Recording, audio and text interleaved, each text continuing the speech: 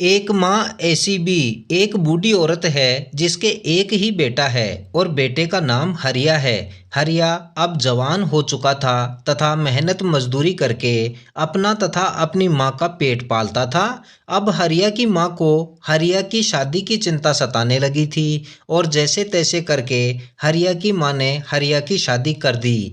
हरिया की माँ बहुत खुश थी। हरिया की पत्नी जिसका नाम कर्मा था वह भी खुश थी। हरिया की माँ अपनी बहू कर्मा को घर बाहर की सभी चीज़ों के बारे में अच्छे से समझाती रहती थी तथा सास बहू में भी अच्छा प्रेम था। वक्त गुजरता गया। हरिया की पत्नी गर्भवती हो गई और उसने एक लड़की को जन्म दिया। हरिया की माँ तथा हरिया की पत्नी दोनों बहुत खुश थी। बच्ची जब 4 साल की हुई तब की बात है। हरिया की पत्नी बीमार हो गई और बहुत दिन इलाज चलता रहा मगर हरिया की पत्नी को खास फायदा नहीं हुआ और ऐसे ही चलते चलते एक दिन हरिया की पत्नी इस दुनिया से चली गई। अब हरिया और उसकी बूढ़ी माँ तथा एक छोटी बच्ची ही उनके घर में बचे थे। हरिया काम धंधे पर चला जाता तो उस बच्ची का पूरा ध्यान हरिया की बूढ़ी माँ को ही रखना पड़ता था। अब हरिया की माँ बहुत अधिक चिंता में रहने लगी थी। हरिया की माँ को बार बार उस बच्ची का ख्याल आता जो अभी बहुत छोटी थी। एक दिन हरिया की माँ ने हरिया को पास में बैठाया और कहा, बेटा अभी तुम्हारी उम्र ही क्या है, तुम दूसरी शादी कर लो ताकि तुम्हें पत्नी मिल जाए तथा इस बच्ची को माँ मिल जाए और मुझे बुढ़ापे में थोड़ा सहारा मिल जाए। मगर हरिया ने भी कह दिया कि दूसरी शादी करने से आपको बहू जरूर मिल जाएगी मगर ना ही मुझे मेरा साथ देने वाली पत्नी मिलेगी और ना ही इस बच्ची को एक अच्छी माँ मिल पाएगी। तो हरिया की माँ ने कहा, बेटा जरूरी तो नहीं कि वह तुम जैसा सोचते हो वैसी ही होगी। पर हरिया ने फिर भी मना कर दिया था। तो माँ ने कहा, बेटा मैं तो बूढ़ी हो चुकी हूँ और कभी भी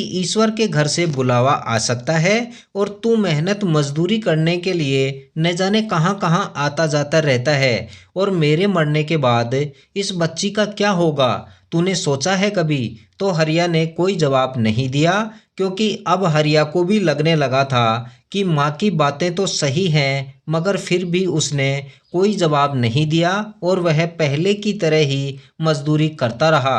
बूढ़ी माँ बच्ची के पास रहती। अब हरिया ने अपनी बेटी का एडमिशन पास के ही सरकारी विद्यालय में करवा दिया था।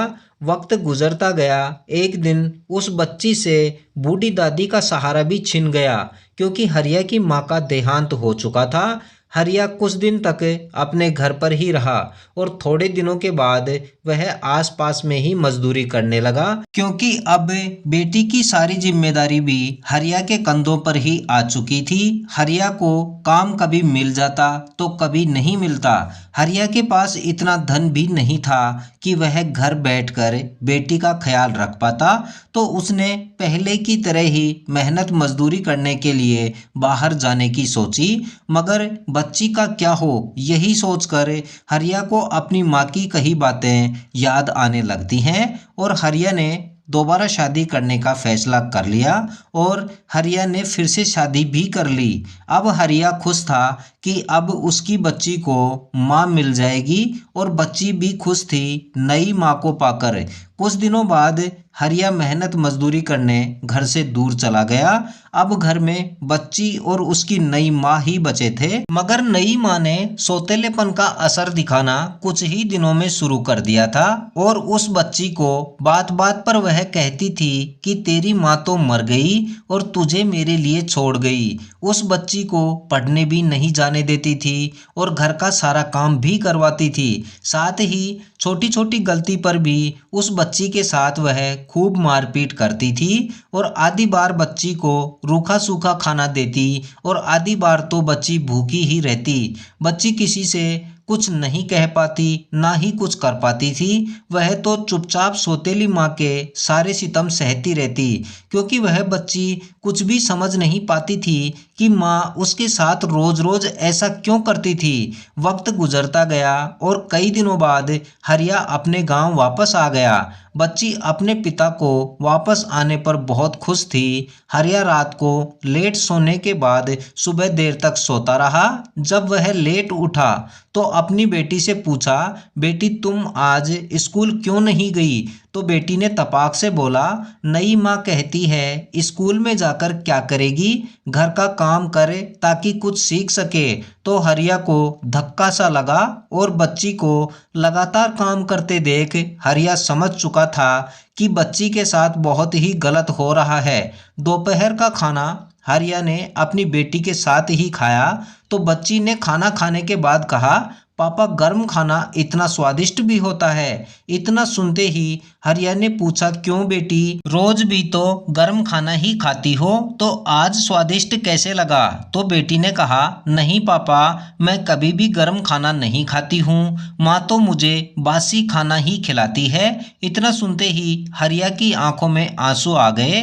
अब हरिया ने अपनी बेटी को अपनी गोद में बिठाया और पूछा, बेटी तुम्हारी नई माँ और पुरानी माँ में क्या फर्क लगा?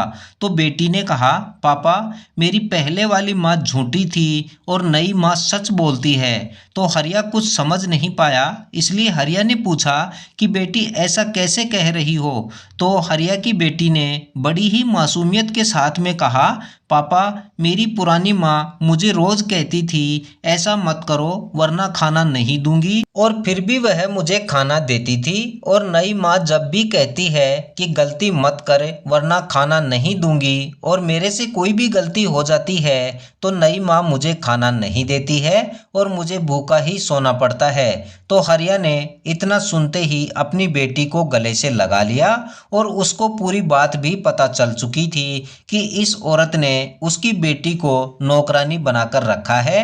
तो हरिया ने मन ही मन निश्चय कर लिया कि अब चाहे जो भी हो मैं अपनी बेटी को अपने पास ही रख लूंगा और अपनी बेटी का पूरा ख्याल भी रखूंगा, और अपनी बेटी को अपने साथ ही ले जाने का निश्चय कर लिया था, क्योंकि हरिया नहीं चाहता था कि उसकी मासूम सी बच्ची का बचपन सौतेली माँ की भेंट चढ़े। यही थी आज की कहानी सौतेली माँ। इस कहानी से सीख मिलती है कि माँ चाहे सौतेली हो मगर बच्चों से सौतेलेपन का व्यवहार नहीं करना चाहिए। ऐसे अभागे बच्चों को प्रेम, स्नेह और अपनापन जरूर दें ताकि वह अपने दुख से उबर सकें और अपना जीवन आराम से जी सकें। साथ ही सौतेली माँ के लिए भी उनके मन में वही प्रेम और सम्मान रहे जितना अपनी सगी माँ के लिए होता है। उम्मीद है कहानी आपको पसंद आई होगी, और इस चैनल पर आप नए हैं तो इस चैनल को ज़रूर सब्सक्राइब कर लें